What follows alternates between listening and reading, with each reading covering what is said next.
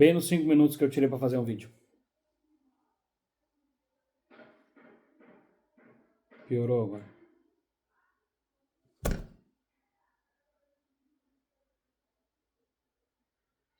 Esse barulho não vai me calar. Como é que vocês estão, meus amadinhos? Olha só, vou falar com vocês rapidamente sobre hierarquia. Tá? Eu percebo que, olha, 70% das empresas que eu atendo, elas usam uma estrutura hierárquica que é aquela piramidal, né? Que a gente tem um setor da ponta da pirâmide que é estratégico, um no meio que é mais tático, né? Departamental ali, e o de baixo que seria operacional. Então, o estratégico ele planeja, o tático ele vai coordenar e o operacional vai fazer. Resumindo é isso, né? Um vai pensar em longo prazo, outro médio prazo e um de prazo imediato, tem que fazer, tá? E como é que funciona? Claro que existem outras formas, né? Por exemplo, existe uma questão de hierarquia matricial, onde eu tenho, por exemplo, 2 gestores no mesmo projeto, daqui a pouco eu tenho um gestor de projeto, gestor de operações, executivo, seja lá o que for. Tá? Também tem uma estrutura hierárquica que é mais orgânica, assim, que tem várias pessoas que os departamentos podem tomar algumas decisões sem um aval de um superior imediato, fica mais horizontalizada a comunicação e a tomada de decisões. Mas, no geral, 70%, quase 80% das empresas que eu atendo, elas respeitam essa estrutura aí mais piramidal. E o que acontece? Normalmente, quando eu chego, o pessoal está um pouco perdido, tá? Porque eu chego ali para tentar quebrar um gelo e mostrar que o processo que o pessoal vai fazer comigo não é para apontar o dedo para dizer se está certo ou errado, mas sim mostrar pontos de melhoria. Os caras agora deram para levantar prédio aqui do lado? Pois bem, então, para levantar pontos, para perceber esses pontos de melhoria, e aí sim, né, se for da vontade da empresa realmente crescer, elas vão aproveitar o Bruno para desenvolver essas ferramentas, essas soft skills dos líderes, né, dos liderados, e, consequentemente, mudar ou, na realidade, deixar mais funcional a estrutura e a cultura da empresa. E aí o que acontece? O Bruno vai lá, passa para os amadinhos um workshop de como eles fazem um nivelamento de expectativas e acordos para líderes e liderados. Então eles entendem como cada setor está funcionando, o que cada um está fazendo e percebem ali onde estão seus pontos fracos, né, onde eles podem trabalhar melhorias. O que acontece com isso? Eles vão entender ali como que está funcionando, né, as expectativas que os colaboradores têm em relação à empresa e onde não está acontecendo essa correspondência, porque às vezes tu é de um setor lá, tu tá no setor tal, e tá lá o seu setembrino lá trabalhando, e tu chega lá, o setembrino não tem meta definida, ele não sabe o jeito que é para fazer, ele não sabe quem é que ele fala, às vezes vem um, às vezes vem outro, ele sabe que tem um que é o encarregado, mas não sabe como é que chega nele, não é horizontalizada essa comunicação, né? Então, claro, isso faz parte de um grande processo que eu faço, que em média aí pode variar de 90 a 180 dias, tá? Mas aí o que acontece quando chega na empresa? A gente começa a olhar para essa questão de estrutura hierárquica. E aí eu começo a falar de estrutura para conscientizar o pessoal de entender que é importante definir uma hierarquia. Depois de definir essa hierarquia, a gente tem que fazer um organograma onde vai ter toda a hierarquia e as funções de cada um. Né? Então tem que ser visível isso, né? Independente do tamanho da empresa, tu pode colocar em cada função também o nome do colaborador, isso trabalha pertencimento, é muito importante também, né? Porque para desenvolver essa questão de propósito e vestir a camisa é legal, o cara ver seu nomezinho lá, faça tal função e tal, isso é bem legal. Pode ser por setor, pode ser empresa inteira, depende, cada uma tem que adaptar a sua realidade, não é sobre certo e errado, é sobre deixar mais funcional e ter melhores resultados, no contexto amplo, sempre, tá? E aí o que acontece? Quando a gente estrutura dessa forma, entendeu que existe uma estrutura hierárquica, entendeu quem são os seus superiores imediatos, por exemplo, e entendeu o que tem que ser feito, tá? Nessa parte do que tem que ser feito, é uma tríade, tá? Sempre vai ser o que tem que ser feito, como tem que ser feito e para quando tem que ser feito. Sempre assim. E aí tem que usar um processo que eu chamo de acompanhar e conduzir também. Senão não adianta, tu vai deixar ali o Bentinho fazer as coisas, tu não vai acompanhar, depois vai dizer que tá errado, que depois demitir o cara. Então é muito importante que o líder entenda que as tomadas de decisões em liderança, ela deve seguir primeiro uma questão hierárquica e depois, isso inclusive na comunicação, eu já vou falar para vocês o pior câncer que existe numa estrutura organizacional hierárquica, né, nas empresas, que é o que acaba destruindo a hierarquia, fazendo o pessoal desengajar, o pessoal se afastar do propósito, não entender a mensagem que a empresa quer passar. Tá? Mas deixa eu terminar isso aqui primeiro, tá? O que acontece?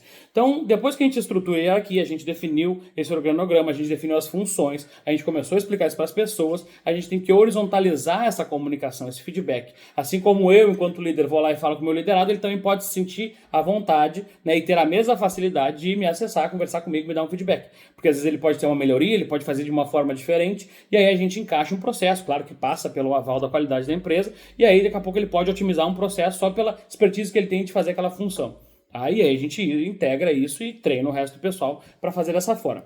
Mas aí, o que acontece? Aí o Amadinho foi lá, fez o workshop, nivelou o pessoal, fez esses 3 degraus aí que eu falo sobre definir essa estrutura, montar esse quadro organizacional, começar a horizontalizar a comunicação, se mostrar que estão à disposição, né, do todo, do contexto amplo da empresa, e aí ele usa lá aquela pirâmide de Gallup, que eu também dou essas 12 questões para o pessoal fazer esse nivelamento, seja ele departamental ou fazer coletivo, mas pegar todo mundo e ter uma ideia, tirar uma febre de como andam as expectativas, né, dos colaboradores com a empresa, da empresa com os colaboradores. É ótimo para perceber se eu preciso, de repente, fazer um treinamento específico ou se eu preciso trazer uma tecnologia nova, né? Isso também é importante entender os ciclos, né? Ciclo de adaptação de tecnologia, de cultura, de processos, né? Hoje em dia, por exemplo, tecnologia se adapta em um ano, tá? 6 meses, um ano, dependendo do que tu está trazendo, um ano e meio. A questão de processos, um ano e meio, 2. Tá? Até o pessoal ficar bem afiado.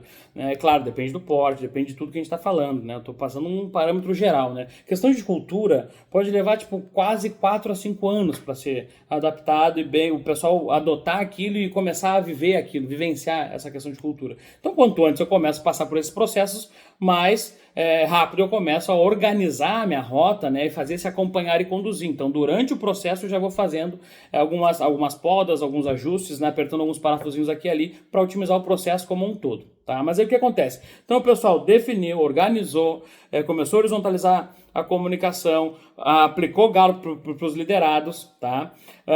No questionário ali eu sempre indico para fazer por ordem de intensidade, então pega de 1 a 5, e aí eles veem o quanto aquilo representa eles de 1 a 5, então tu pega uma média geral, tu consegue ver onde é que está um ponto de melhoria, e aí isso começa a rodar.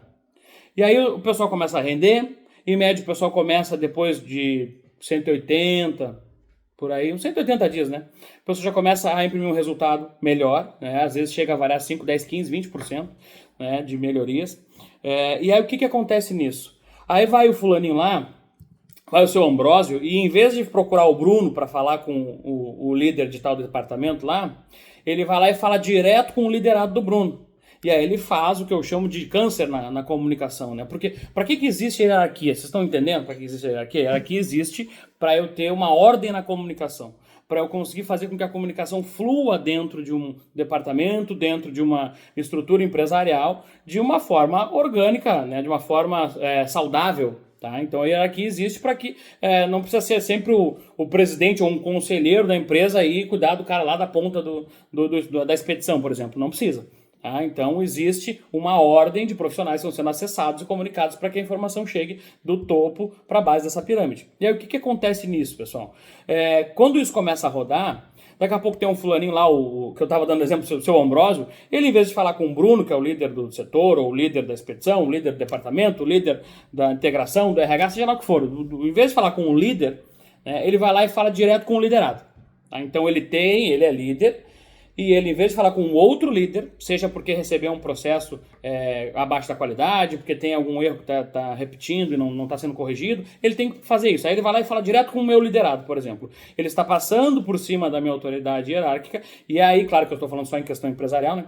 Ele está passando por cima da minha autoridade, isso faz com que o meu liderado acabe tendo uma percepção que na realidade vai ser disfuncional com a hierarquia. Então ele perde o senso de orientação. É como se eu tivesse bem aquele ditado que fala, né? Muito cacique para pouco índio guerreiro. Então eu preciso organizar. Eu gosto de uma frase que diz assim, ó, general fala com general. Então se tu tens um problema no teu setor, tu vai lá e fala com o líder, ou o gerente, ou o diretor daquele outro setor, e aquele que é o gestor daquele, ou o líder daquele setor, daquele departamento, ele vai e fala para os seus liderados. Isso mantém a ordem, a classe, isso se chama hierarquia saltatória. A hierarquia saltatória acontece quando eu, enquanto líder, eu vou lá e comunico o liderado de outra equipe, tá? E não o líder. Então o líder fala com o líder, gestor, diretor, e o que eu gosto de dizer, general fala com general. Tá? Então não adianta o general de um pelotão ir falar com o do outro, e falar com o do outro, não falar com o soldado do outro pelotão, ele tem que falar com o general. Então, se eu tenho alguma diferença, ou está acontecendo alguma coisa, eu estou percebendo algo, eu, ao invés de ir falar direto com o liderado, eu preciso, para manter a estrutura hierárquica, eu preciso falar com o líder imediato daquele setor que corresponde, ou aquela pessoa, ou aquela função. Eu não posso usar da hierarquia saltatória, porque eu acabo destruindo a cultura e minando a confiança. O pessoal perde o referencial de figura de autoridade. Tá? E isso acaba destruindo todo o propósito da empresa, todo o engajamento dos colaboradores. Isso é realmente o que eu chamo de câncer na comunicação hierárquica. Tá? Então, hierarquia saltatória é o maior veneno que pode ter dentro de uma empresa. Tá? Será que tu não está fazendo isso em algum nível? Né? Pensa bem, se tu quiser saber mais também, se tiver dúvida sobre o que eu estou falando aqui, pode deixar nos comentários ou me chamar nas redes sociais, eu costumo ser bastante acessível. Se fez sentido para ti, deixa aquele like louco desperto aí, e qualquer dúvida, meus amadinhos, me chamem, tá? Vamos aí, tamo aí para evoluir, respirem fundo e voem alto. Não façam, não cometam jamais esse processo aí de hierarquia saltatória. Tem que falar, cara, busca o cabeça do setor, fala com ele para ele passar essa mensagem. Perfeito? Respirem fundo, voem alto.